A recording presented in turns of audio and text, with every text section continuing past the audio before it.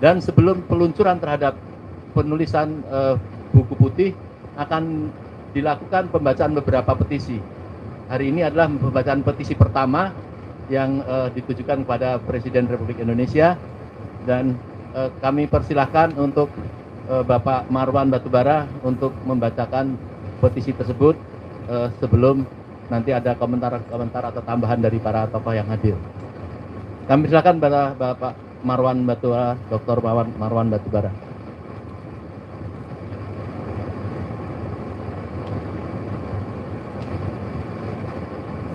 Terima kasih Pak Mursalin. Assalamualaikum warahmatullahi wabarakatuh. Kepada yang terhormat Presiden Republik Indonesia, Dewan Perwakilan Rakyat Republik Indonesia, petisi rakyat untuk penuntasan peristiwa pembunuhan 6 Laskar FPI oleh aparat negara. Proses penyelidikan peristiwa pembunuhan atas 6 warga sipil Laskar FPI yang terjadi pada 6 dan 7 Desember 2020 masih jauh dari harapan dan justru cenderung berlawanan dengan kondisi objektif dan fakta-fakta di lapangan. Baik Polri maupun Komnas HAM telah memberikan laporan penyelidikan yang dapat dianggap menggiring opini menyesatkan dan menutupi kejadian yang sebenarnya. Mencermati sikap pemerintah dan sikap Komnas HAM Republik Indonesia, kami yang bertanda tangan di bawah ini menyatakan bahwa pembunuhan terhadap 6 Laskar FPI merupakan pembunuhan secara langsung terhadap penduduk sipil oleh aparat negara yang didahului dengan penyiksaan dan dilakukan secara sistematik.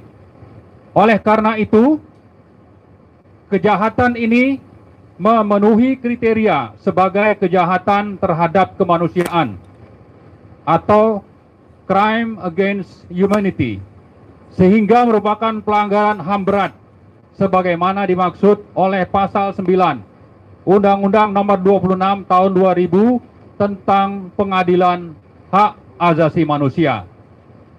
Kejahatan sistematik ini didasarkan pada prakondisi operasi kontra propaganda oleh pemerintah melalui penggalangan opini, politik adu domba, dan belah bambu di antara umat Islam dan rakyat Indonesia yang direpresentasikan oleh aparat hukum dan keamanan. Aparat negara diduga telah melakukan pelanggaran HAM berat melalui kebijakan yang keji, bengis, dan di luar batas kemanusiaan yang berujung pada hilangnya nyawa 6 Laskar FPI pada 7 Desember 2020. Berdasarkan kesaksian dari pengurus FPI, Laskar FPI tidak memiliki senjata, tidak pernah melakukan penyerangan, dan dengan demikian tidak mungkin terjadi baku tembak. Karena itu banyak pihak, termasuk tim pengawal peristiwa pembunuhan atau TP3 6 Laskar FPI, meyakini yang terjadi adalah pembunuhan dan pembantaian yang direncanakan sebelumnya. TP3 menilai apapun alasannya, tindakan aparat negara sudah melampaui batas dan di luar kewenangan, yakni menggunakan cara-cara kekerasan di luar prosedur hukum dan keadilan sehingga wajar disebut sebagai extrajudicial killing. Tindakan brutal aparat pemerintah ini merupakan bentuk penghinaan terhadap proses hukum dan pengingkaran atas azas praduga tidak bersalah dalam penegakan hukum dan keadilan, sehingga dapat dianggap sebagai perbuatan yang bertentangan dengan Pancasila, Undang-Undang Dasar 1945, dan peraturan yang berlaku. Karena itu, TP3 mengutuk dan mengecam keras para pelaku pembunuhan 6 Laskar FPI tersebut, termasuk atasan dan pihak-pihak terkait. Dengan status sebagai pelanggaran HAM berat, maka pembunuhan 6 Laskar FPI merupakan pelanggaran terhadap Statuta Roma tahun 1998 dan Convention Against Torture and Other Cruel, Inhuman, or Degrading Treatment or Punishment yang telah diratifikasi melalui Undang-Undang Nomor 5 Tahun 1998.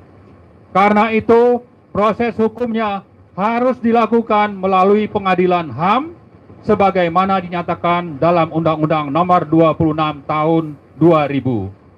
Sampai saat ini, pemerintah Negara Kesatuan Republik Indonesia belum memberikan pertanggungjawaban publik atas peristiwa pembunuhan 6 laskar FPI. Bahkan, pemerintah tidak merasa perlu untuk menyampaikan permintaan maaf atau belasungkawa kepada keluarga korban. Hal ini merupakan pengingkaran terhadap hak-hak korban dan keluarganya yang semestinya dijamin oleh negara seperti terkandung dalam Undang-Undang Nomor 13 Tahun 2006, Junto Undang-Undang Nomor 31 Tahun 2014 tentang perlindungan saksi dan korban. Tuntutan: sehubungan dengan terjadinya pelanggaran HAM berat oleh aparat negara, maka TP3 bersama segenap komponen bangsa di seluruh Indonesia yang peduli terhadap penegakan hukum dan keadilan serta pelaksanaan nilai-nilai Pancasila dan Undang-Undang Dasar 1945 dengan ini mengajukan tuntutan sebagai berikut. Pertama, menuntut agar nama-nama pelaku pembunuhan 6 anggota Laskar FPI yang dilaporkan oleh Komnas HAM kepada Presiden Republik Indonesia untuk segera diumumkan.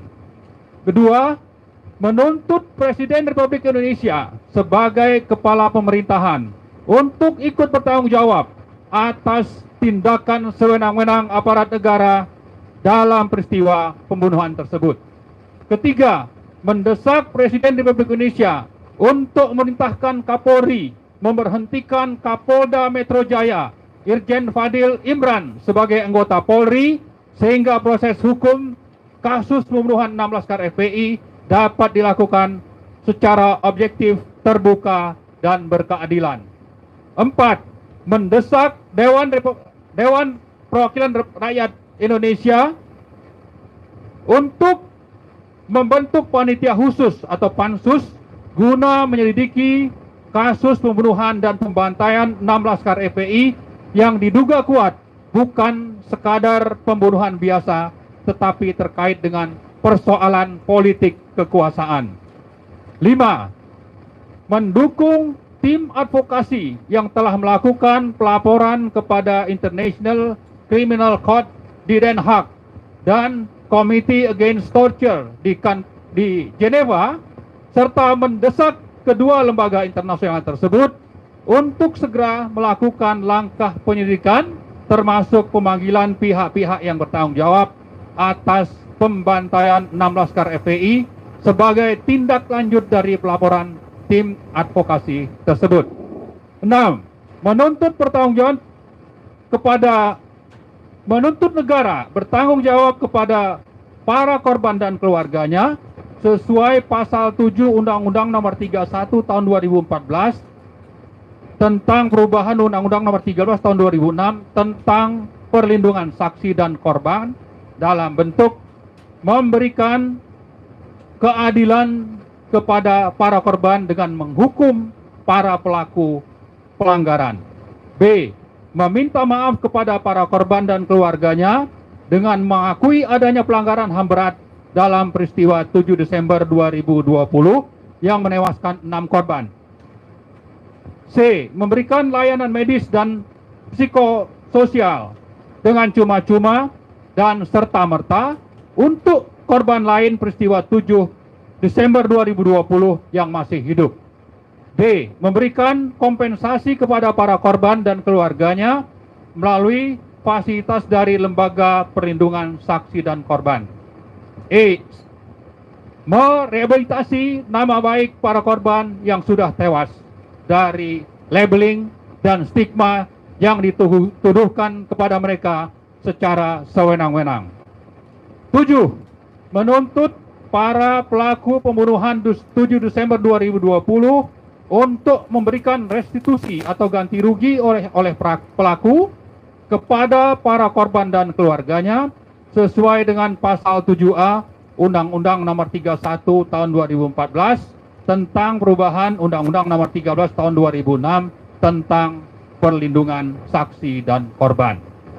Kami mengajak berbagai lapisan masyarakat, segenap anak bangsa di seluruh tanah air untuk mendukung dan bergabung dalam gerakan petisi rakyat ini demi tegaknya hukum dan keadilan di bumi NKRI. Jakarta, 1 Februari 2021. Kami yang menandatangani petisi rakyat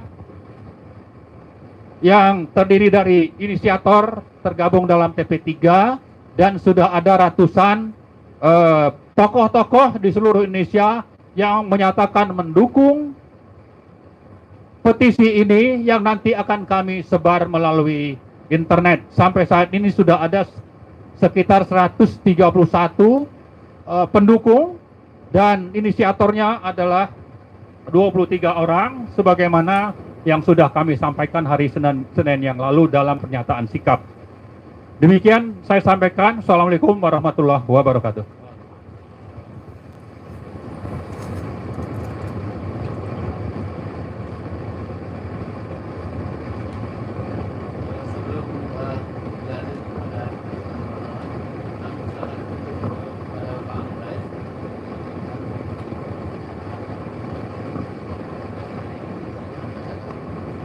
Assalamualaikum warahmatullahi wabarakatuh.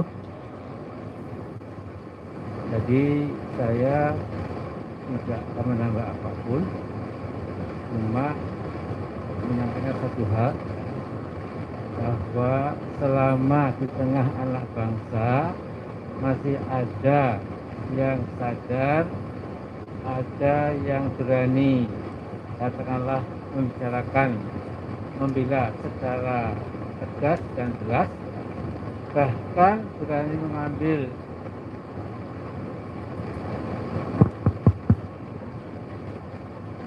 baik.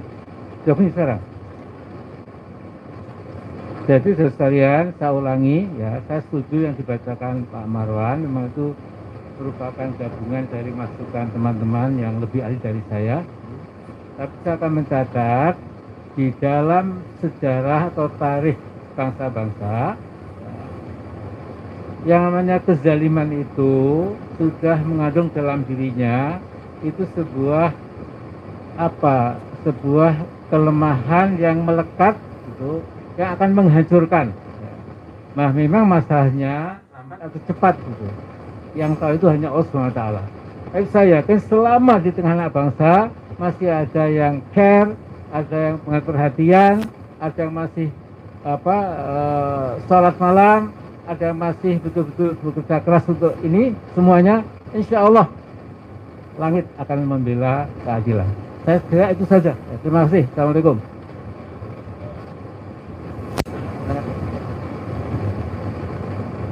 Assalamualaikum warahmatullahi wabarakatuh. Informasi yang saya ingin sampaikan kepada para wartawan dan masyarakat Indonesia umumnya, kami telah mendatangi, bersilaturahim dan mewawancarai keluarga 6 korban di peristiwa tanggal 7 Desember tahun 2020 di kilometer 50 tol Jakarta Cikarang. Dari 6 orang, keluarganya itu 3 orang itu janda dan 3 orang masih ada bapak dan ibu. Orang janda itu pekerjaannya pertama menjual nasi setiap hari. Hasil kotornya adalah 500.000. Yang kedua, kerjanya menjual goreng-gorengan. Hasil kotornya setiap hari itu 400.000. Janda yang ketiga adalah menjadi babysitter, menjaga bayi anak orang. Dan itu juga yang diterima adalah sekitar 700.000 sebulan. Ketiga bapak daripada 6 korban selain 3 janda. Yang pertama adalah pekerjaan serabutan. Yang kedua adalah sebagai penjual batu akik. Dan yang ketiga sebagai tukang bangunan. Sehingga dengan begitu maka dari situ kita lihat bagaimana komposisi keluarga itu, sehingga kalau ada tuduhan bahwa mereka mempunyai senjata dan kemudian melakukan tindakan teror, sesuatu yang unlogik, sesuatu yang bertentangan dengan fakta di lapangan. Bahkan satu keluarga yang kami datangi rupanya layak sebagai rumah sarang burung yang itu ukurannya 1,5 kali 2 meter. Inilah yang kami ingin himbau kepada penguasa, pemerintah, Komnas HAM, penegakan hukum untuk betul-betul menggunakan nurani agar supaya tidak akan terjadi gelombang yang lebih dahsyat lagi daripada sekarang di dalam melakukan tekanan kepada masyarakat ataupun juga kickback atau serangan balik kepada pemerintah. Itulah yang bisa saya sampaikan kepada teman-teman wartawan, beberapa hal yang tidak tercantum di dalam petisi ini. Terima kasih. Assalamualaikum warahmatullahi wabarakatuh.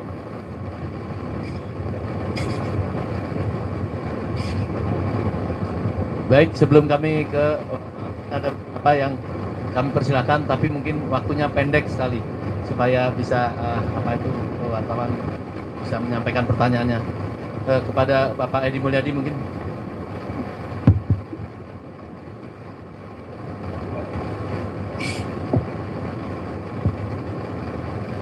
Bismillahirrahmanirrahim. Assalamualaikum warahmatullahi wabarakatuh. Saudara sekalian, Bapak yang saya hormati, petisi ini ditujukan terutama kepada pemerintah. Terutama sekali dalam pasal-pasal pertama itu disebutkan pada Presiden Republik Indonesia. Dulu ketika Umar Ibn Khattab menjadi khalifah, beliau memerintahkan jalan yang berlubang. Bukan begitu. Beliau sangat khawatir kalau sampai ada jalan berlubang di luar Madinah, kemudian ada keledai yang lewat dan terperosok kakinya patah. Beliau takut sekali nanti di akhirat akan dimintai pertanggungjawabannya. Ini belum terjadi kalau sampai ada keledai terperosok di lubang jalanan, kemudian kakinya patah, beliau sangat takut dimintai pertanggungjawabannya di akhirat. Hari ini ada 6 nyawa anak muda dirampas secara paksa, sadis, kejam, dan biadab oleh aparat negara. Karenanya TP3, tim pengawal peristiwa pembunuhan 6 Laskar FPI, sungguh-sungguh menuntut kepada kepala negara, Presiden Joko Widodo, untuk bisa bertindak adil, menegakkan kebenaran, apalagi dia oleh sebagian pendukungnya disebut mirip Umar Ibn Khattab. Jangan lupa ya, pendukungnya ada menyebut mirip Utsman bin Affan, ada menyebut mirip Abu Bakar As-Siddiq, ada yang menyebut mirip Umar bin Khattab. Masya Allah, luar biasa. Jadi kepada Presiden Republik Indonesia, buktikan